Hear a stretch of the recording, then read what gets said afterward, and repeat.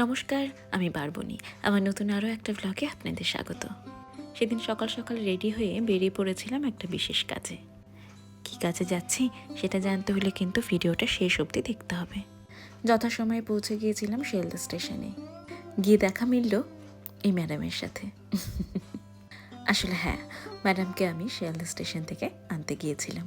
ম্যাডামের শরীরটা খুব একটা ভালো ছিল না, খুবই ক্লান্ত ছিল। তাই বললাম চলো কিছু একটা খেয়ে নেবে। এর মধ্যে কোনো কিছুই ম্যাডামের পছন্দ হচ্ছিল না, বুঝে উঠতে পারছিল না কি খাবে। আর এই যে ইনি হলেন আমার ছোটো মেশো। মাকে দুর্গাপুর থেকে শিয়ালদা অব্দি পৌঁছে দিয়েছিল, আর শিয়ালদা থেকে নিয়ে যাওয়ার দায়িত্ব ছিল আমার।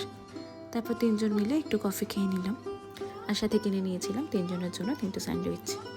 তারপর মেশো ফিরে গেল দুর্গাপুর, আর আমি আর মা উঠে পড়লাম ট্রেনে।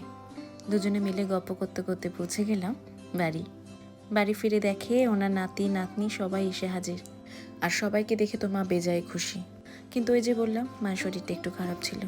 সেদিনে মেনুতে ছিল চিংড়ি মাছের মালাইকারি, চিংড়ি মাছ দিয়ে মাশরুমের তরকারি, লাউ শাকের ডাঁটার চচ্চড়ি, আর ছিল বিট ভাজা। সেদিনের বেলার দিকের ওয়েদারটা কিন্তু দুর্দান্ত ছিল, তাই আর লোভ সামলাতে না পেরে খেয়ে দিয়ে ছুটে গেলাম ছাদে।